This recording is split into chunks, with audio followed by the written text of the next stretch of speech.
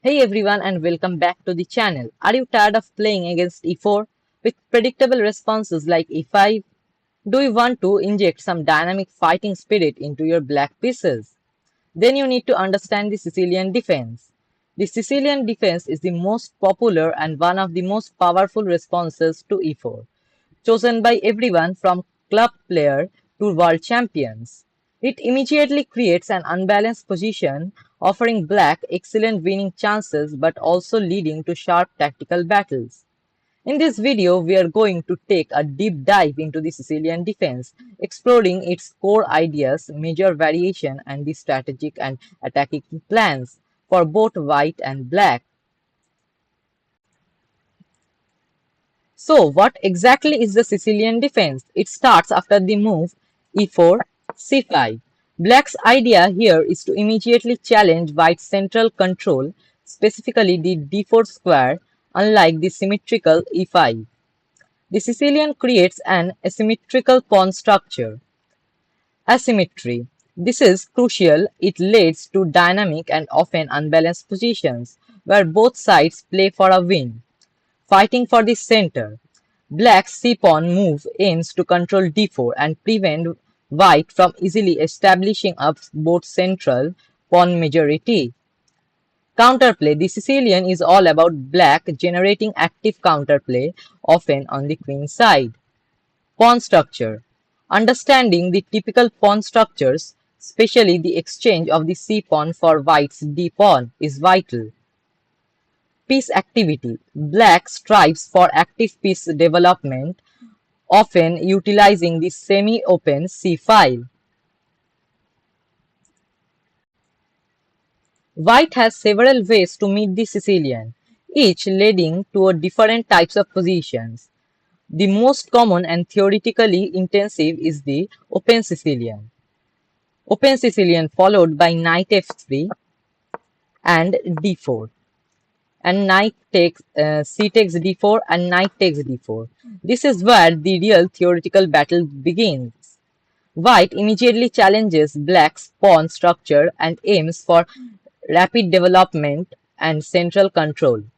Black often gets a central pawn majority in exchange for a kingside space disadvantage.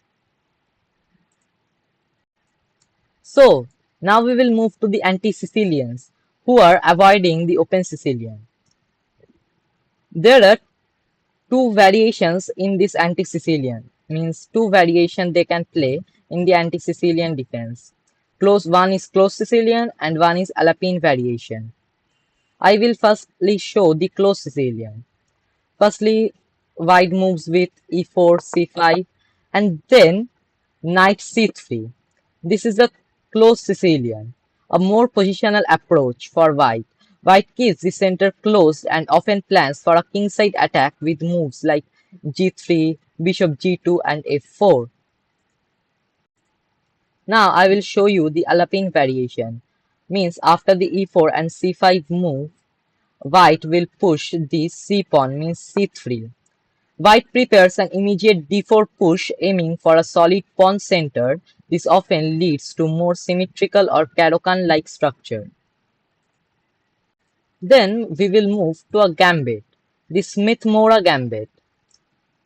e4, c5, knight to f3, knight to c6, then d4, c takes d4, c3. White sacrifices a pawn for rapid development and attacking chances, a dangerous gambit especially if black is unprepared. Now let's dive into some of the most important and popular open Sicilian variation, the Najdorf variation. This is the one of my most favorite variation of Sicilian defense. e4, c5, knight f3, d6, d4, c takes d4, and knight takes d4, knight f6, knight c3, a6. Arguably the most complex and widely studied Sicilian. Black's move a6 prevents the bishop b5 check and prepares for queenside expansion. It's incredibly flexible, allowing black to transpose into the other lines. White often meets this with aggressive systems like the English attack. Now we will move to the French variation of the Sicilian defense. E4, C5, knight F3, D6, D4, C takes D4, knight takes D4, knight F6, knight C3, E6. Characterized by black's small center pawn structure, D6 and E6, this leads to solid but flexible positions with good counterplay possibilities on the queen side. White often aims for a kingside attack. Now we will move to the dragon variation. E4, C5, knight F3, D6, D4, C takes D4, knight takes D4, knight F6, knight C3, G6, planning to put the bishop on the G7 square. Black fianchet's the dark squared bishop to G7, creating a powerful battery along the H8 A1 diagonal. This is one of the sharpest Sicilians, often leading to opposite side castlings and direct king's attack. The yo- the attack is White's most aggressive response. After this, the variation I can't name it properly, but the name is Sevesnikov variation. E4, E5, C5, knight F3, knight C6, D4, C takes D4, knight takes D4, knight F6, knight C3, E5.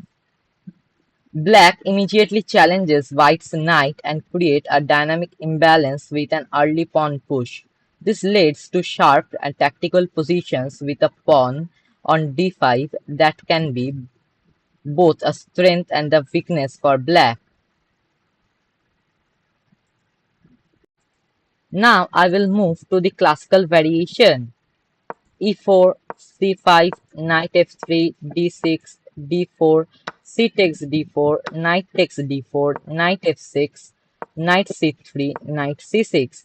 Black develops the knight to its most natural square, putting pressure on White's center. This often leads to more strategic and less immediately tactical position compared to the Najdorf or dragon variation. White has options like the Richard Rogers attack, bishop g5, and the Sozin attack, bishop c4.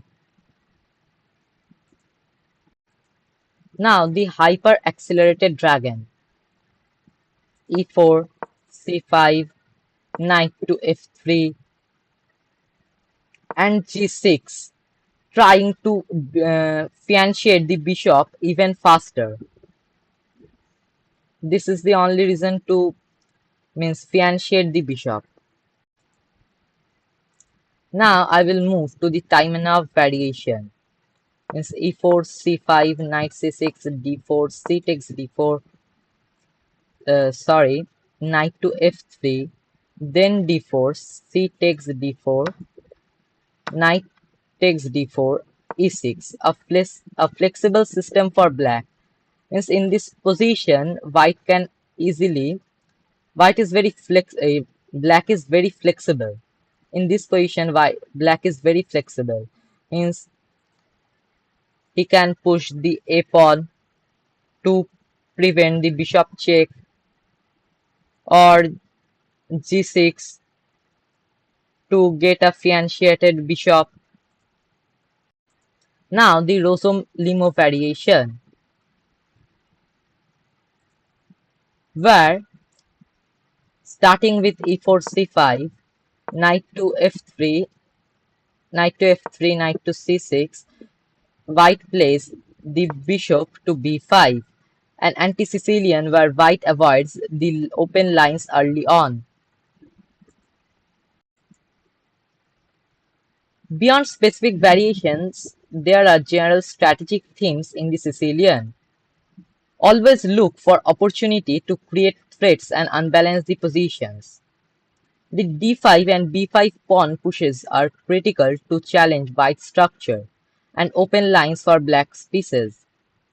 Black often aims to generate play on the queen side, utilizing the semi-open c-file with rooks and potentially pawn storms. Harmonious development and coordinating pieces for attack or defense is the key. While dynamic, black must also be mindful of king's safety, especially in the sharp lines, with opposite side castling. For white, central control is the main. Maintaining the control of the central squares, particularly the d4 and e4, is vital. Exploiting the weaknesses. Look for weakness in black's pawn structure for piece placement. Kingside attack. In many open Sicilians, white has good prospects for a kingside attack. Space advantage. White often has a space advantage which they aim to use to restrict black pieces. Let's talk about typical attacking ideas for both sides. White's attacking ideas, pawn storms. In lines with opposite side castling like the dragon, white often launches a pawn storm on the king side, like h4, h5 or g4, f4. Piece sacrifices. Sacrifices, especially knights on d5 or f5, are common to open lines and create mating threats.